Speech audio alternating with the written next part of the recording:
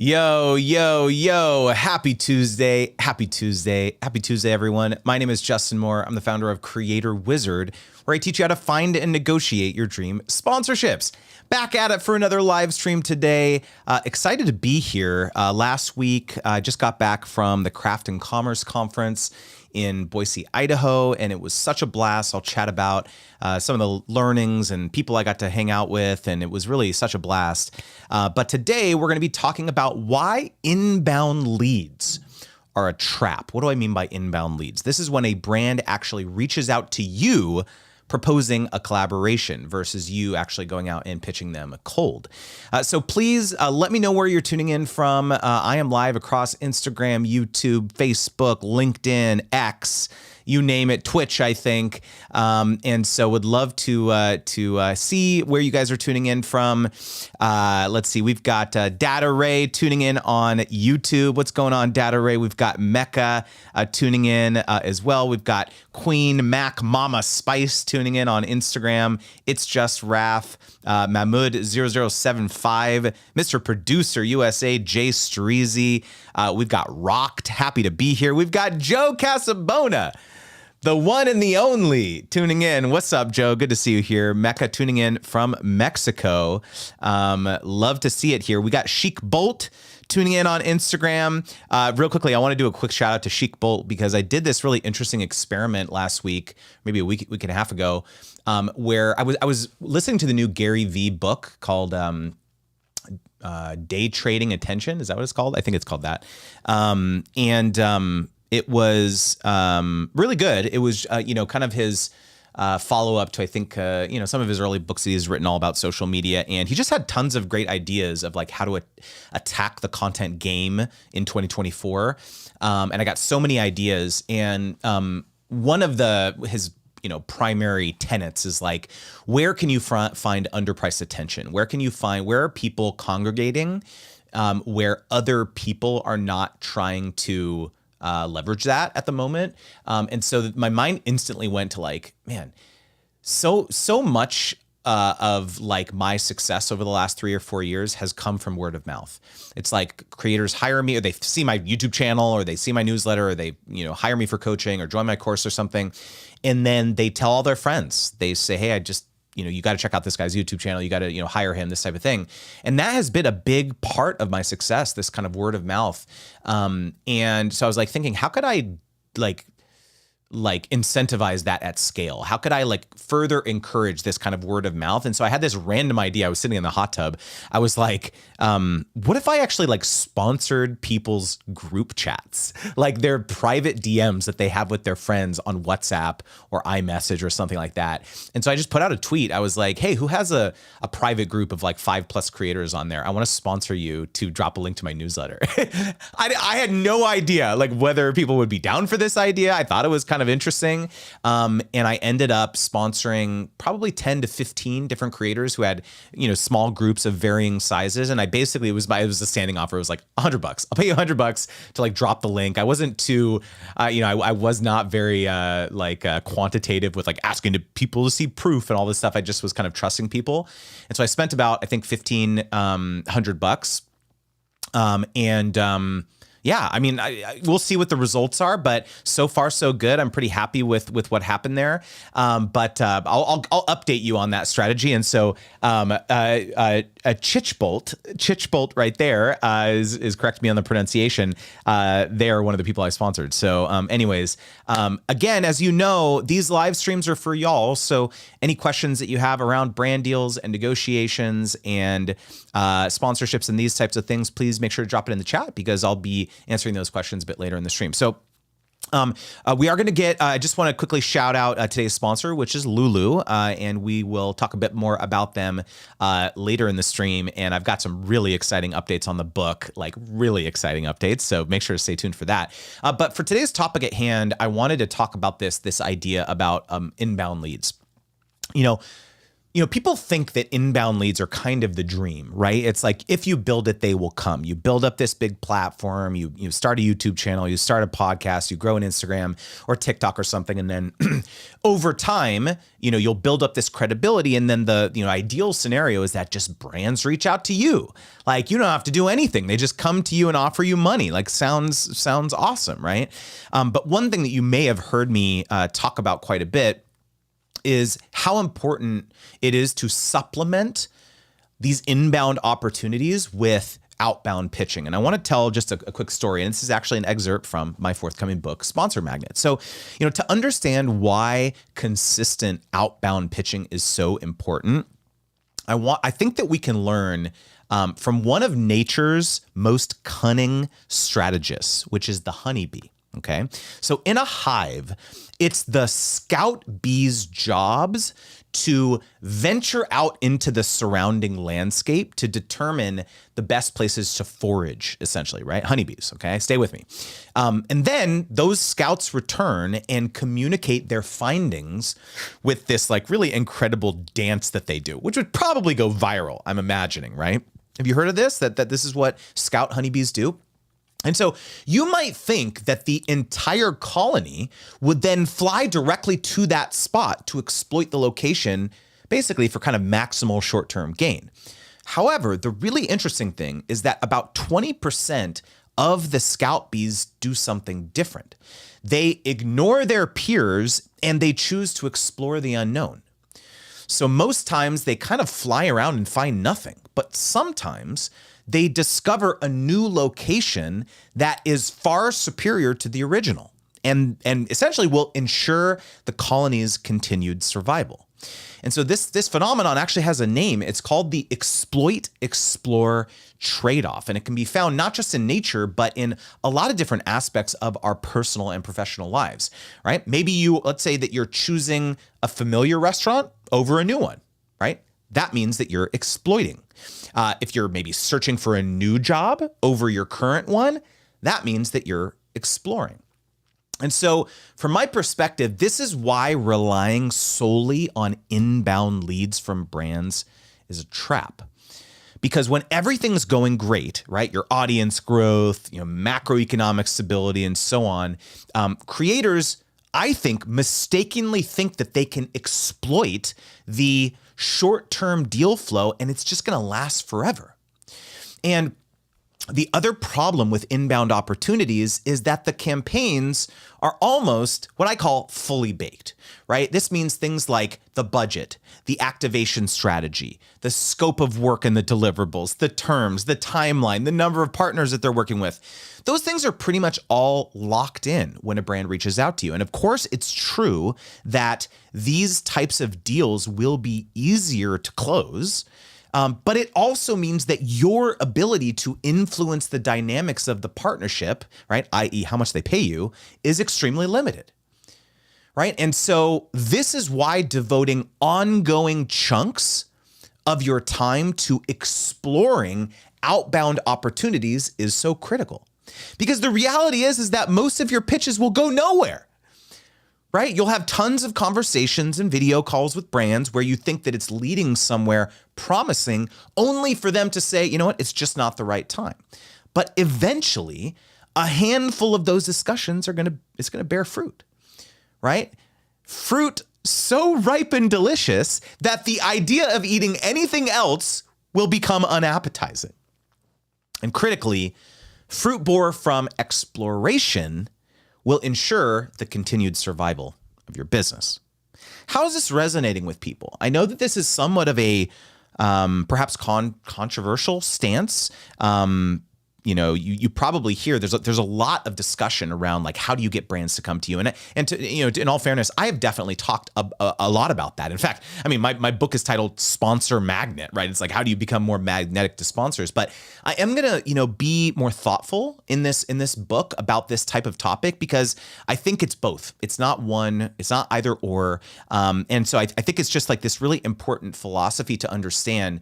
In addition to that, I had a lot of conversations at the conference last week with people who have never, ever thought that sponsorships that they should really pay much attention to it. And if they had ever dabbled in it, it was like, how can I deprioritize this as quickly as possible? I just want to focus on other aspects of my business, other revenue streams that seem more predictable. I want to focus on that. And yeah, maybe I can do sponsorships, but it's kind of a stopgap measure. It's not something that I want to have to rely on. And so when I could have a simple conversation with like, hey, look, like you can actually design a strategy around your sponsors where it becomes a predictable income stream. And there's ways to do that. People's minds are quite blown, I think, because they've never really heard anyone talk about it in that way. And so I'm curious, like, how does this hit with you? Data Ray says, wow, this is interesting. I was literally just writing an Explorer/exploit algorithm for reinforcement learning. We teach machines this exact same stuff. Holy cow, I could not have planned this, Data Ray. Like, holy cow, right? So, I think that this is, like I said, I think this is kind of a universal philosophy that extends to lots of different things in life, including reinforcement learning, right? So like, tell me, drop it in the chat. Like, how do you feel about this whole kind of outbound pitching versus inbound leads type idea? Have you found also that the guardrails that the brands are telling you, like, here, you have to say this talking point, boom, boom, boom, boom, boom. Here's the hook that you have to say. Here's the call to action. You have to say this promo code, boom, boom, boom, boom, boom. And then you try to, provide some sort of feedback around like, hey, like, what if we did it this way instead? And they just kind of shut it down. Have you experienced that? Because we absolutely have, over the hundreds of deals that my wife and I have done. And we absolutely found that, once we reached out to the brand and pitched them something that wasn't even on their radar, of course, it took a longer time to actually sell that through.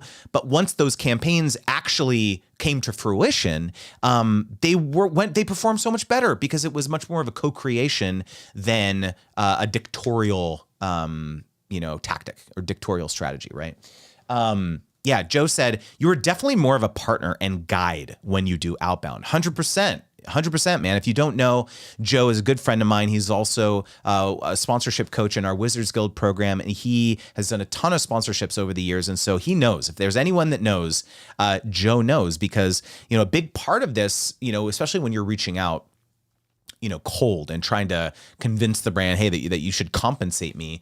A big part of it is illustrating to the brand that you're not just a creator. You're not just an influencer. You're not just a podcaster. You're not just a community, operator. You are a consultant. You kind of understand what's working on the internet right now, what's working on social media. You have your finger on the pulse. Brands don't always have that. They don't always have the resources internally. They don't have staff to know what's trending on TikTok right now. Do you think that they would love to insert themselves into that pop cultural conversation to do some sort of spin on the trend? Of course they would, but they don't have the resources. I don't even have the resources. I'm a creator, heck, right? I'm someone who I would say I'm pretty much extremely online. And even I, find it really difficult to know what's on the up and up and on, what's trending on TikTok, for example. And I would love to be able to just spin something out real quickly, but I have so many other competing interests, things that are competing for my attention in this business. You can all probably commiserate with this, which is we are all doing lots of things. As creators, as influencers, we're on all these different platforms. I'm on YouTube. I've got a podcast. I've got social media. I've got a private community. I've got a course. I've got a newsletter. I've got all of these different, I'm speaking, I'm writing a book. I'm doing all these different things. And so it's very difficult for me to be, you could say that this is a fault, right? Is that if I'm doing all of these things, I'm just going to be average at all of those things. But I've just made this decision that I'm going to try to be top notch. I'm going to try to be the highest caliber I possibly can across all these various platforms, right? And it's a constant struggle, right? Because of the examples like this, where I feel as though, man, I wish I could devote more headspace to really getting good on this one particular platform, because maybe that could meaningfully move my business forward, right? So it's hard. And so do you think that if one of the value propositions when you came to that brand was, hey, I could be that person for you. I am extremely online.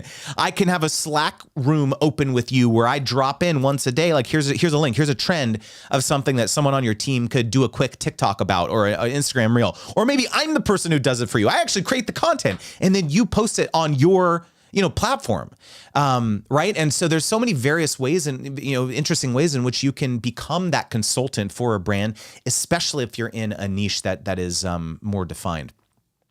Joshua Timothy said in the chat, what I have found is the influencer and social media engagement person is often not on the marketing team, and they have limited budget and campaigns. That led to an inbound content request from the marketing team. So there's another good example is that, you may be engaging with certain people and then learn that they actually don't have any decision-making power over compensating you, for example, but they could do a simple ping on Slack or in their internal messaging platform, or they kick you over to someone else on their team, or they kick you over to an agency that is actually handling that type of stuff for them. And so all it takes is that introduction, as long as you can illustrate your credibility to that person. Because look, people, employees within companies, they do not want to burn social capital by putting their neck out for you, especially if they don't know you. If you reach out over DM on social media and you're like, hey, can you introduce me to the influencer marketing manager at your company? Or they're going to be like, who the heck are you?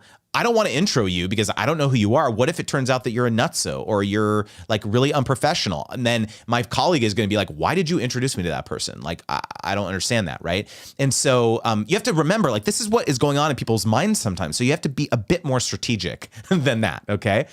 Joe says in the chat, some of my worst experiences were inbound for the exact reasons that you said. They put me in a box with some other different and bigger creators that just didn't work for me. And you know what, Joe, that brings up a great point, because when you realizing that, you may just be one of 20, 30, 50, 100 people that they're contracting for this campaign for Q3 or something, you may then get lumped into this group and measured upon, with the same, kind of metrics-based criteria than everyone else is. And especially if your audience size isn't huge, and the way in which you often measure performance is, let's say, engagement or a deeper connection that you have with your audience than just a breadth or a giant reach, you could get deprioritized as part of that campaign or not hired again, because if you just looked at the spreadsheet and they look purely at the numbers and nothing else as part of the campaign, it could look as though you were an underperformer relative to all the other people who maybe had, quote unquote, a larger, top level reach, right? I was just actually writing about this in my book Sponsor Magnet about how there's all these other things that brands might find value from were they to partner with you. I told this anecdote. I was on Nathan Barry's podcast, who's the CEO of Kit. Now, Kit, not just ConvertKit, it's soon going to be called Kit. They just rebranded last week. And he said something super interesting. We were talking about this subject around, what would you do if you hired a creator and it didn't perform super well relative, the maximal amount of people didn't sign up or create trial accounts for ConvertKit or, to test out the software. What would you do in that situation? The example that I gave is what if this creator, knowing that it was, perhaps underperforming relative to the brand's expectations, I said, what if they put together a report that included both qualitative and quantitative insights into how the creator thought the campaign went. Of course, a lot of the quantitative stuff the brand has access to, but you know what the brand doesn't have access to? Private messages, email replies that the brand cannot see on public-facing social media posts, right? So imagine you sent out some newsletter blasts, and one of the things was talking about, the sponsor. You probably are going to get email replies. You're going to get DMs of people saying some sort of objections. Maybe they're saying, oh, I tried out that tool, last year. It didn't really work for me. It was too confusing. Or, I have a, MailChimp account and I have all these automations and tags and it just would be a nightmare to migrate and all this stuff too. And you may be getting a bunch of this feedback, but the vast majority of creators never, ever, ever circle that type of thing back to the brand. And so we were talking about this. I was talking about this with Nathan, which again is a $40 million a year creator startup, or creator, not a startup anymore, creator business. I said, what if a creator, came to you with this, what I call a post-campaign report, with all these insights into the market? And Nathan said, holy cow, if a creator could come to us and tell us stuff like that, especially, for example, the insight around, oh, I got a MailChimp account and it's such a pain in the butt to like migrate it, that would allow the brand to say to the creator, oh my gosh, I'm so glad to know that this is perhaps an objection that your community is having, because guess what? We have a concierge migration team, a free service where we will help migrate people from other tools over to ours. And guess what? Now that becomes the next pulse or the next iteration of the partnership of the content. And so you may just indeed win a new deal or an ongoing sponsorship with that sponsor because you had the humility to circle back negative or neutral feedback, not just the positive stuff. Because creators do this all the time. They try to sugarcoat things. There might be an elephant in the room where a bunch of people didn't sign up or the content didn't perform very well or whatever it is. And you're trying to overheal being like, it went great, right? Let's work together again. And the brand's like, nah, we're good. Whereas if you can lean in to those things that are less than positive and we're like, look, I admit, like I identified a couple things here, but here's how I think we can swing those into a positive. Man, I'm getting the beautiful part about writing a book is that I'm going so much deeper in a lot of these topics than I have in the past, like even on videos and newsletters, already stuff I've talked about for 3 or 4 years. But as I talk, I just keep thinking about more and more and more things that I want to say. And on this topic, like, of getting all these objections from your audience, like a huge part of this is like proactively brainstorming what objections your audience might have when you publish the sponsorship, right?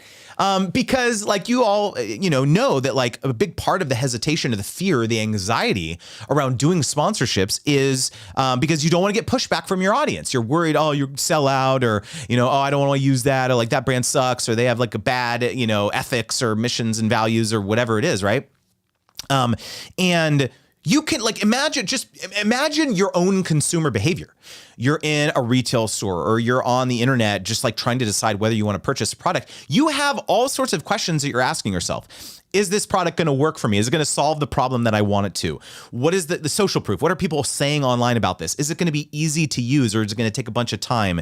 Can I buy something else, right? Like that's like more affordable or that will help me accomplish the same thing. Maybe it's not exactly this, but similar to this, right? So consumers it depends on your category and industry and niche and all that stuff too, of course, but like consumers are asking themselves these questions. So you have to extrapolate that to your own sponsorships. Like, what are the things that my audience members are going to be asking themselves or thinking when I talk about this brand or this product or this service? And so you can proactively brainstorm those and then integrate that into your content in advance, right? This is one of the axioms of copywriting, right? Is trying to do some research, preferably direct interviews with your audience to get some kind of voice of customer or prospective customer feedback so that you can integrate that into your sales copy so that people feel heard, people feel seen, people want to think that this thing was designed just for me. You have to do that same exercise with sponsorships. How is this resonating? This is crazy, right? I know this is like a little bit deeper than maybe some of you have explored sponsorships in the past, but that's what I'm here for, y'all. That's what I'm here for.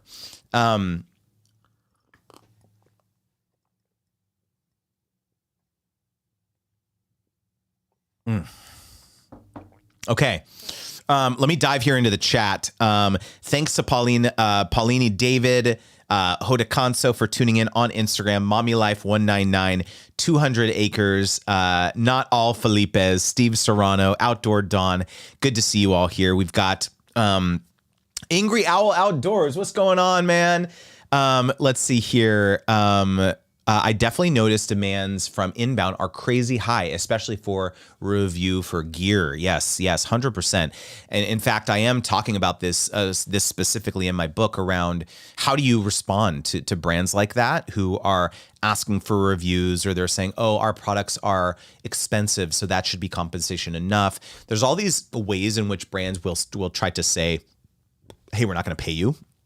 And there should be different things that you say in each of those scenarios. But what most people do is they go, oh, I'm only focusing on paid partnerships right now, right? And they slam the door in the brand's face, which is the opposite of what you should do. That is an early signal that the brand has interest in you and thinks that you could be a worthy partner. But it's on you to actually educate them about why compensating you makes sense, right? Jenny says, I got an inbound request from an agency. It was very difficult to find out their client's budget. When I submitted my proposal, they said that my rates are outside their current budget. One thing that I'll say, Jenny, is that, this happened to me recently, actually, too, when I was submitting a proposal to a very large brand. The best advice that I have in these scenarios is that you just have to try your very best to get some sort of ballpark range from the brand. But there are going to be those agencies, those brands who just will not tell you. They will not show their cards to you at all. And my advice in those scenarios is you have to pick your hell yeah number as the first package. If you're giving them 5 different packages, package 1 has to be whatever it is, $1,000, $5,000, whatever it is. And if they pick that number, you will be thrilled. You'll say, hell yeah, I'm so stoked. Let's do this. Not, oh my God, I have to do this now. That sucks. And what that also means by picking your hell yeah number when you send that to them is you have to make peace with the fact that scenarios like this might happen where the brand says, you know what, you're above our budget. And that is just part of the game. It's part of negotiations. It's part of sponsorships. And yes, it's frustrating. It would have just been helpful if you could have told me, what is your range? Because then I could have designed a proposal around that. And heck, you may have taken that deal, but because they didn't give you any sort of directional sense of what their budget appetite was, you've now, foregone that opportunity. And it's very tempting to say, oh man, I really need this deal. This money would be nice, but you have to resist that, because if you come down on your rate where the brand concedes nothing and you say, okay, I'll do this for half of what I said, and I take nothing off the table. This is where you get into these very challenging price precedents where moving forward, the brand is just going to always expect that you'll do that work for that rate. And of course, maybe you make that decision and you take that deal, and I won't fault you for that. I understand money is money, right? So I'm not going to shame you for that. But you do have to be very careful and resist doing that every time, because then you're just going to develop a reputation of someone who has, you have no confidence in the product that you are selling, which is either your influence, your professionalism, the quality of your content. There's all these things that I talk about that, are your marketable assets when you're working with brands, but you do have to be very, very careful and resist that resist that if you can. Data Ray says, I have dyslexia. Will you have an audiobook version available to buy? Yes, I will. The audiobook is going to probably come out a bit later after the book, as I'm just trying to get this dang, print version done. And then, yeah, an audiobook is absolutely on the horizon as well. We've got She Fires tuning in as well. Data Ray says, I'm open to a brand sending me a $25,000 data science computer to review. If any computer build companies are watching, hit me up. So Data Ray, let me ask you this. Why are you waiting for the brand to come to you? Make this pitch. You are in such an incredibly specific niche that were you to reach out to a company that sells these really high-powered supercomputers, there's all sorts of interesting things that you could do for them that don't conform to a standard brand deal or a standard sponsorship. A lot of creators think that the only way in which I can collaborate with a brand is if I talk about them on my YouTube channel, or I do some sort of integration on my YouTube channel. What if part of the deal, of you working with them is you do some sort of webinar in partnership with the company where they can invite all of their employees or everyone in the data science industry to this webinar where they're going to talk with Data Ray about the cutting edge exploit algorithm that you're working on or whatever. I'm just doing a throwback there, right? But it's that could be part of the deal, right? And so I hope people ask me all the time, I'm in this very specific niche or this very specific industry, and brands are not doing influencer marketing. Brands are not doing partnership marketing. This just isn't going to work for me. And I fundamentally reject that. Yes, it's going to be, if you come to them and be like, let me film a TikTok for you, right? And they've never done that. Of course, it's going to be difficult to convince them. But if you can learn to speak their language and learn what is interesting in their universe, I gave this example. I've started doing these videos called, 7 brands you'd be crazy not to pitch in June. I'm like doing these kind of seasonal or like monthly videos where it's like, here's like 7 or 8, 10 brands that you could pitch this month relative to like what's going on in their world. And one of the examples was the SaaStr conference. It's this conference that happens every year in the Bay Area, and something like 13,000 entrepreneurs, software startup, employees, VCs, they gather every year to come. It's like the mecca for like SaaS startups. Like imagine, if your pitch to them and you have this like very niche audience is, hey, I'm going to talk about your conference on my podcast. I'm going to talk about your conference on my YouTube channel. Like no one's pitching them that. Very, very few people are going to be pitching them something like that. And so again, just like having creativity, as part of the foundation of your pitching strategy is so critical. I mean, Jenny can probably vouch to this. She is an alumni of our 7-day pitch challenge, but it's such an important thing to remember when you're interacting with these brands. All right, let me take a sip real quick.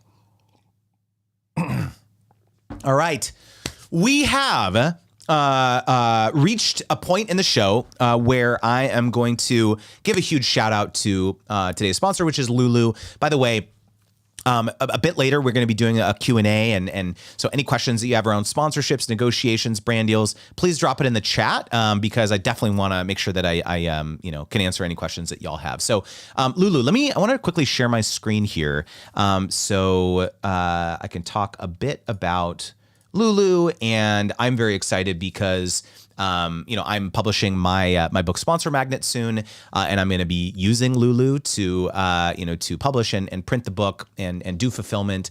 And there's so many reasons why becoming a published author with Lulu can benefit you as a creator. The things that I'm thinking about are, further establishing my authority and credibility in my industry, right? Of course, that's obvious. Diversifying my revenue streams. Let's be real here. Like increasing my profits. Like this is at the forefront of my mind. Another way in which I can impact people and reach them and, potentially make some money off the back of that. Landing new business opportunities and speaking engagements. One really interesting I was having a conversation with Pat Flynn from Smart Passive Income, and he's written multiple books. And one thing that he mentioned is that when you write a book and you kind of you plant your flag in the industry, especially around a specific niche, which is what I'm doing, it's going to shake loose really interesting and surprising people, especially who are at the very top of their game. So this could be celebrities. This could be people who have built 8-figure businesses. This could be, like people who you never ever thought that you could like access or reach, who would ever care about your opinion. But writing a book does that, right? And so I've started to think like, what does that mean? What would that look like for me? How could I serve people who are at that level in their game? So it's kind of an interesting thought experiment. I'm very excited to reach a global audience, because right now I think my advice and my reach has been somewhat relegated to the West, I guess, Canada, Australia, US, UK, this type of thing. But expanding into new territories and audiences is pretty exciting to me. And then honestly, I think about this like legacy thing quite a bit now, especially having a print legacy. Something, I was, my good friend Jay Klaus talks about this quite a bit, which is like, what is the legacy that you want to leave? Are people going to think about your legacy like, oh yeah, this guy like made a bunch of YouTube videos, or this guy, did a bunch of podcasts? Maybe the answer is yes. But from my perspective, like having a book puts you in a different category. As you could see here, Lulu has this, if you click the link in the description or the notes of this video, this live stream, they have a ton of resources, right? Because one thing that I think is pretty interesting is that especially if you're a creator who has a lot of content out there already, a YouTuber, a podcaster, etc., there are tools and resources where you may be able to very easily turn all that into a book. Without much effort. And so, one thing that's been super exciting for me is that I had a lot of stuff already out there, videos and articles and newsletters and all that stuff too. So I've been able to kind of pull from a lot of different resources, and it made the process of actually finishing this book a lot easier. And so, Lulu's print on demand, like e-commerce integrations also allow you to sell books directly to your fans from your site. And so essentially printing and shipping is kind of all automated on the back end. And so I'm very excited to integrate this into kind of my offer ladder in terms of all the other things that I'm selling. And I just think about this whole conversation around owning your audience and the advantage of using Lulu to keep 100% of your revenue, retain your customers' data. You get access to your funds immediately. You never have to worry about inventory. You've got this kind of white label fulfillment. And again, you've got this like, worldwide global print network, which is pretty dope. So again, if you're thinking about, maybe a book is in my future, why are you waiting, right? Join the millions of satisfied customers, and creators and authors who have already published with Lulu, and you can take your writing career to the next level today. So make sure to learn more. You can click the link in the description box, and a big shout out to Lulu for sponsoring this portion of the live stream. All right here. So what are our questions all around sponsorships and brand deals and negotiations? Okay, while I'm waiting for those questions, I do want to just make like some really exciting announcements here. So I am almost done with the book. I can't believe it. I just looked like, okay, I have quite a bit of work to do, like in terms of edits and all that stuff too. But like in terms of actually finishing the manuscript, I'm like getting pretty close. I've got, I just checked my word count today, 35,000 words, which is basically what I was targeting. 30 to 35,000. I know with edits, I'm probably going to trim it, but like around 30 to 35,000 is what I was shooting for. And holy cow, this book is good. It is good. I'm not even going to hedge. Like this book is going to be so sick. It's going to be so useful to people. And the thing, one thing I think I'm most excited about the process of writing this is that for a long time, I was very nervous and hesitant to like put all my secret sauce, I guess you could say, in the book, because I was worried that there would be crossover or cannibalization from my course, which is like one of the primary revenue streams for my business. And I've had so many conversations with people over the last, 6 months or so who really convinced me in earnest, actually over the last like month. So many people have told me that like, look, put as much into this, put everything into the book. Just lay it all on the line. Don't hold anything back, because people will always people who need more detailed support will want to hire you in other ways, whether it's for coaching or join your course or, hire you for like kind of your ongoing coaching. And so you should not worry about like revealing the secret sauce in your book. Just put it all in there. And so that gave me so much liberation. I felt so much freedom to just like, be like, man, okay, I guess I'm just going to put it all in there. And so as I just continue to add and add and add stuff into it, I'm just so excited to release it, because it's going to be so valuable. Even if you never pay me a dime for anything else, like you're going to get a huge amount of value out of it. Here's another example of how strategic I'm being about it. I'm thinking as much about the marketability and the launch strategy as I am about the content of the book, right? I've labored over, it's been a labor of love for the last, 4 months, every single morning, Monday through Friday, I've been writing this, but now I'm kind of starting to shift gears into, okay, like what does the launch strategy look like? And, specifically, I was thinking like, what does my short form content strategy look like to help promote the book?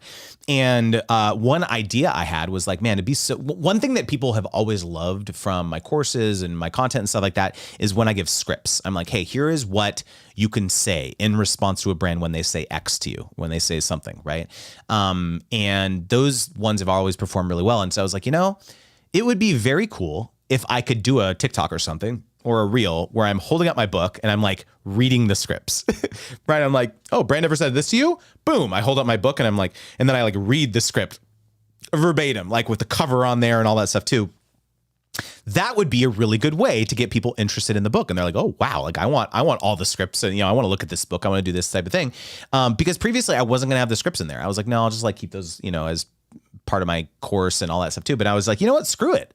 I'm just gonna like put all the scripts in there, and then that'll be a great kind of growth hacky, type way to like, let people know about the book. I'm like literally reading passages from that. What do you guys think about this, by the way, about this strategy, give me like a money tongue emoji guy, the praise hands emoji, like give me some validation in the chat. Is this a cool idea?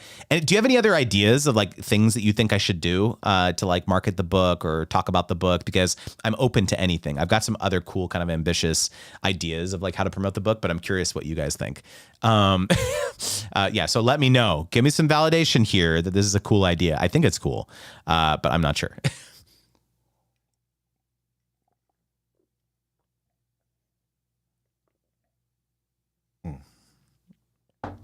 In the meantime, got a question here from Mommy and Daddy Moments. Janess and Matt, so good to see you here. Janess and Matt recently joined my Brand Deal Wizard program, so it's awesome to see you here on the live. Should I get a new email address for my page, or is it fine to use the one that I've been using for the last 10 years?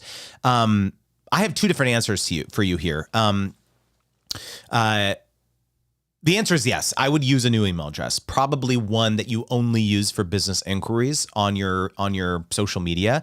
The first one is perhaps a bit of I'm going a little bit of a different direction than you might have thought, but you almost never want to use in your email address or in your like social bios, the same email address that you use to log into your social media accounts, because then you increase the risk of getting hacked. Because if people know the email address that you're using to log into your social media accounts, then they can try to brute force their way in, or even social engineer their way in to some of your YouTube, your Instagram, this type of thing. So I'm always a fan of using different email addresses in your bio than you do for your social media logins. And so if that's the case, and the one that you've used for the last 10 years is one that you use to access your social media, then you definitely should change it. The other thing too is that having a different email address, I think, allows you to keep things separate. What's going on? We got Ole Lehman tuning in on X. What's going on, man? Good to see you here. And so having a separate email address that is, something more kind of business inquiry, like in terms of what the email address is, says, professionalizes you a bit.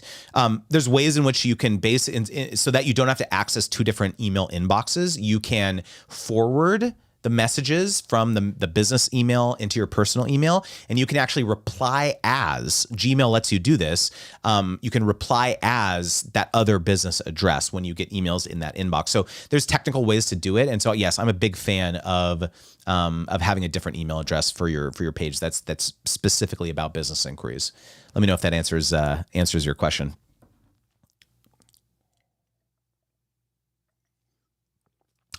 So what other questions do you have around sponsorships, around negotiations, around pitching? One really interesting thing, this has been such a fascinating development over the last, couple of years that I've been educating people around sponsorships. And it's only been super evident to me when I've gone to certain conferences. I went to the conference called Craft and Commerce last week, and the best way I can describe it is that the people who attend that conference are more creators versus influencers. I think of influencers as kind of like, YouTubers and, Instagrammers, TikTokers, this type of thing. And creators a bit more like, people who have newsletters or podcasts or courses or communities or blogs or this type of thing, right? And the fascinating thing is that almost without exception, creators, people who have built up revenue streams by directly monetizing their audience, selling things directly, coaching, courses, memberships, things like that. They're almost without exception, like not doing sponsorships really. It's not really a big part of their revenue strategy. Whereas influencers, on the other hand, it's almost exclusively sponsorships or AdSense, for example, which is what I call indirect monetization, where you are not having to have a sales conversation with your audience, right? And this chasm is very evident, right? This kind of comfort level. And so the brilliant thing that I've started to love as something that like really, really fulfills me is having a conversation with creators in this way to say like, look, I know that you've been directly monetizing to date. That's been kind of your primary strategy, but I actually think sponsorships can and should play a larger role in what you're doing. And seeing people's gears turn, and by the end of that 5-minute conversation, think, maybe I will. Maybe, I've been thinking about this maybe the wrong way. Like I am going to like entertain this. I can't tell you how many times I've had that conversation and been able to have this kind of epiphany moment for people who have never really considered this. That fires me up. Like, holy cow, that fires me up. I left feeling my social battery was depleted, but my fulfillment battery was like brimming. It was overflowing because I've talked about this before, guys. I'm not in this for money. I hope that's obvious. Like the success and the money that has come with running this business has been a complete surprise to me. Well, let me but actually not a surprise because I've been intentional. It's been a 100% a byproduct of service. I hope that it's obvious that I'm very heart-led in what I do. I'm not like high pressure salesperson. I don't like reach out and be like, you should buy this, you should join my course, you should do this. Every single person who has joined my course has come to me. They have said, hey, I want to join your course. Is this the right fit for me? And of course I'll, film a video and I'll be like, yeah, I think it is. Very many times I have told people, no, I don't think this course is right for you. I say, I don't think you should hire me. There's lots of times where I've said that as well. And so like, if I'm not doing it for the money, it's got to be for something else. Anyone listening who's trying to figure out like, what is the thing for me? What is the zone? What is my ikigai, right? The intersection between what I love and am passionate about, what the world needs from me, what the market wants, what my like zone of genius is, like what do I see myself doing and get excited about doing on a random Tuesday at 2 p.m. in February? What is the intersection of those things? And for me, it's this. As nerdy as it sounds, it's helping people think about their sponsorship strategy and transforming their lives and their businesses. That's what fires me up. And if money is a byproduct of this, awesome. Right? But I don't need it. That's not why I'm doing it. Right. And so I just get so fired up, like helping people think through this type of thing because it can be so impactful. I don't think you quite realize how much money you can actually make working with brands. A lot of you. I don't think you realize it, right? When you can serve them in a way in which it helps them accomplish their business objectives, right? Anyways, okay, sorry. I had to just go off on that for a second here because I feel blessed to have finally found what my thing is. It took me a very long time. I graduated from college in 2007, right? So 17 years it took me to like get to this point where I feel like I finally arrived at the sweet spot of what I was meant to do. It took a really long time. And so for those of you who are out there who are kind of struggling or directionless or don't know what your niche is or really trying to figure out what the next chapter in your life is, just know that it sometimes it takes time. And, I'll be the first to acknowledge that like the only way I was able to get where I am now is because my road was littered with failures. Small successes, small failures, big successes, big failures. Like it very much was this kind of thing. It was a super circuitous path that led me to where I am today. Had I not done a bunch of deals, my wife and I wouldn't have the knowledge of what it takes to actually, create a recurring revenue stream working with sponsors personally as a creator. But had I not also run the agency, I wouldn't have known what the brands were saying behind creators' back and how they were thinking about the overall platform strategy when they're spending $1 million on a creator campaign, not just $5,000 with you.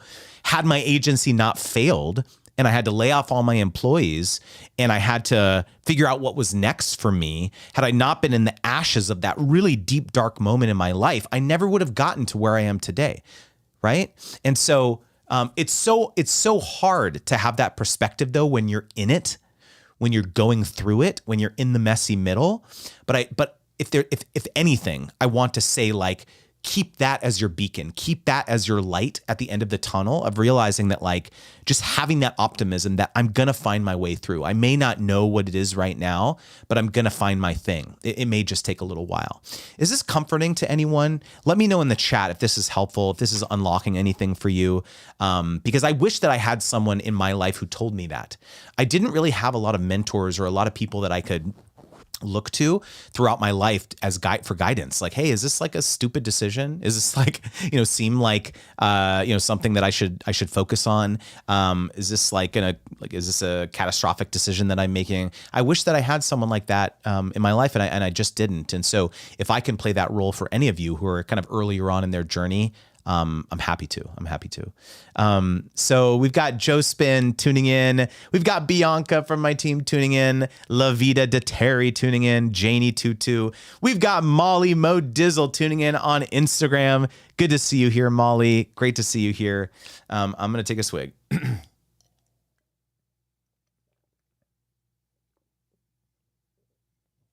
All right. You heard it here first. Making a lot of big announcements on this live stream, I guess. But tomorrow, I'm going to be announcing a pretty significant new way in which my team can serve you with your ongoing sponsorship strategy. You may know that I've got, my course, Brand Deal Wizard, which is essentially kind of an on-demand training program to help you, develop a robust sponsorship strategy from the ground up. But I also have an asynchronous coaching program, an asynchronous sponsorship coaching program that I haven't talked much about. I've talked about it a bit, but it usually historically has been for alumni of the course who essentially kind of needed ongoing support. They're saying, we've got all these like negotiations that we're working on a consistent basis each week, each month. And it would just be good to have, your team in my corner, to like say, hey, does this pricing look right? Hey, can you help me put this proposal together? What packages should I consider?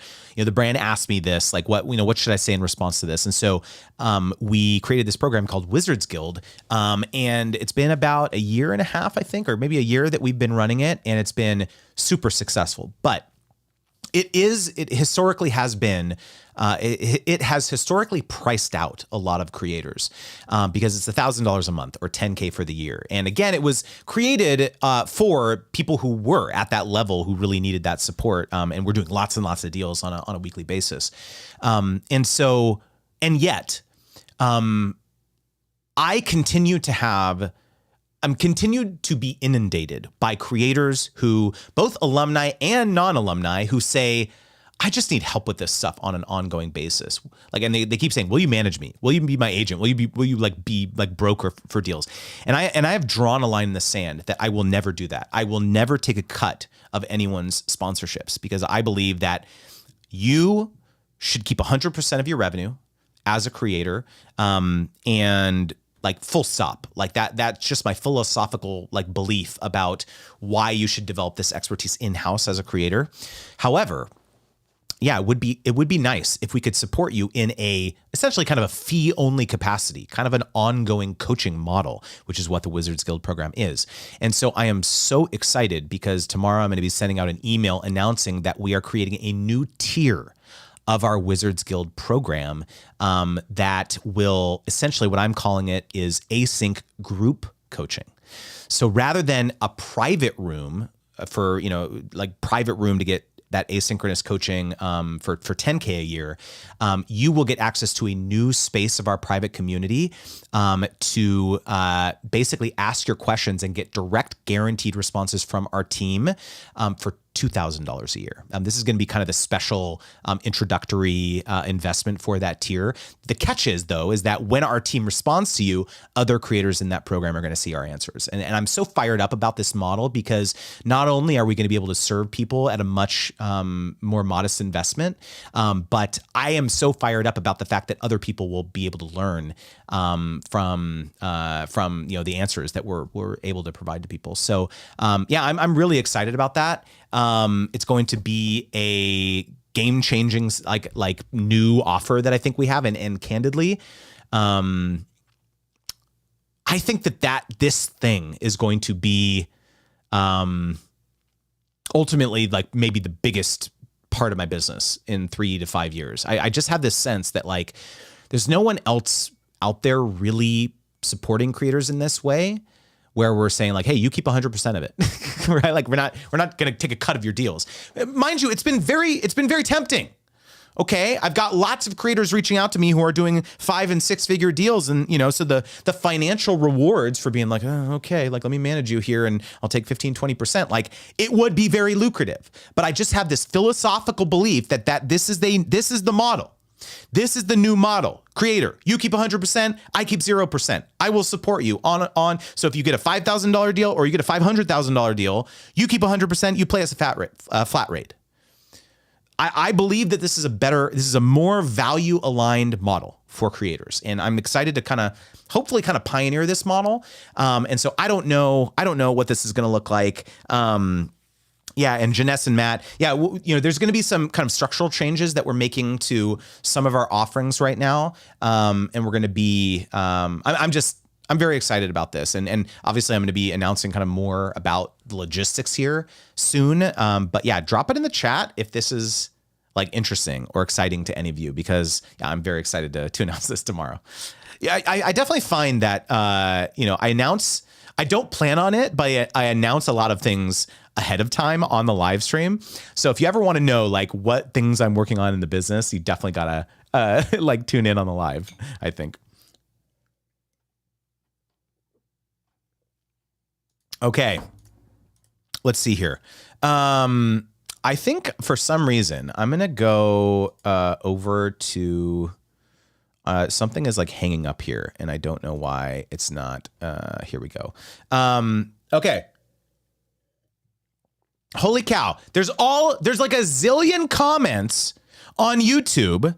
And my multi-streaming tool froze, and I did not see any of these here. What on earth? I just pulled up the YouTube page, and there's all these people here that I didn't even know were here.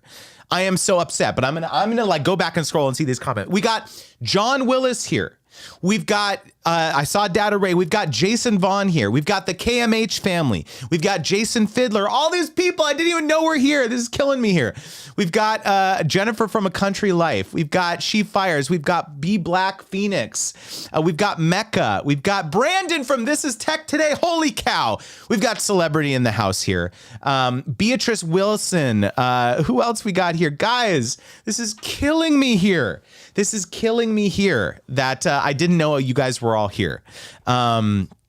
Okay.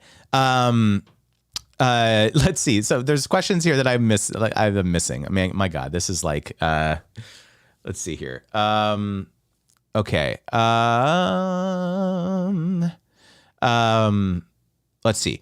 B Black Phoenix says, question I'm sure you've answered a million times, but it still feels difficult to know how much to ask for in a sponsorship deal. So many things go to consider when it leads to and then it leads to analysis paralysis. So great question. It's one of the ones that I get most frequently. And I do have a lot of material and stuff that you can go deep into on my YouTube channel or podcast or articles or whatever about this. I'm just going to boil it down to like its most simplest like thing here. And I mentioned it a bit ago, which is just like, you have to pick your hell yeah number, regardless of let me back up a second here. There's something very specific that you can ask brands at the end of a qualification call. So first and foremost, like a priority would be, if you feel comfortable, try to get on a call with the brand, because when you are doing the discovery process and asking a bunch of research, kind of oriented questions, at the very end of that call, they're going to say something like, okay, how much do you charge B Black Phoenix? And you're going to be like, then you're going to stammer and spit out a number that you regret. And so instead of that, you could say, hey, look, this call has been super useful. I need to go back and think through this a little bit more. Typically what I would do in this situation is I would love to put together a customized proposal with 3 to 4 different packages to give you a sense of how I can bring this partnership to life. Do you have a sense, brand? Do you have a sense of what I should set those 3 to 4 tiers at from a budget feasibility perspective? And then you shut up. And so in my experience, about 75% of the time, the brand will tell you a range. They'll like hem and haw and they'll be like, well, 1, 2, 3K or 5, 10, 15K or 500,000, 1,500, whatever. It doesn't matter. They're going to tell you something. And then that will be very helpful to give you a directional sense of where you should come in at with your proposal. But as Jenny Lou said earlier, in my experience, 25% of the time, though, they will not tell you. They'll be like, you know what? We've never done influencer marketing. We've never worked with creators. We hadn't thought about the budget. They're gonna hem and haw, and then they're just not gonna tell you. Oh, you give us. Just give us your best, give us your best rates, this type of thing. And so what I say is that you have to pick your hell yeah number. When you send those packages back to them, when you send that proposal back to them, package 1 has to be your hell yeah number, whether it's 1,000, 5,000, 10,000, 50,000, $50. I don't know what it is whatever it is for you, that if they were to pick the lowest package, the lowest investment package, you say, hell yeah, let's go. I am stoked about this. Not, I got to do this now. Right. And so obviously there's a lot more, I have a calculator as part of my Brand New Wizard program. I have, again, a bunch of content that goes into this in a much more detail. But if you can just do that, if you can just feel good about what you ultimately send to them, that is a huge part of it, because it is such an art and a science here. Okay. He said, I've been watching a ton of your stuff, Justin, been a sub for quite some time, put your tips for emailing back potential sponsors, and they loved that I offered ideas that they hadn't thought of. So thanks. Absolutely. I am so thrilled to hear that was helpful for you. And I'm just so bummed that I didn't even know all these people were here. I don't know what happened with the chat in my multi-streaming tool. Anyways, thank you so much to each and every one of you who tune in every week to this live stream. It truly means a lot to me. I feel like we're family at this point. And so, if there's any, I would also be remiss to say, I couldn't do the things that I do without the support of our sponsors, Lulu. And so if you're interested in writing a book, becoming an author, I would absolutely recommend checking out the link below, and tell Lulu that we sent you. And finally, if you want to hear about this new program, this new tier of our asynchronous coaching program, now this asynchronous group coaching program, as part of Wizards Guild, make sure to join our newsletter. It's just creatorwizard.com/join. There's a whole other bunch of reasons that you should be on the newsletter, namely that every Thursday I send you a sponsorship digest of brands that are actively trying to collaborate with creators. So go to creatorwizard.com/join. You won't regret it. All right, everyone. I hope you have a wonderful day, and I will see you all next week.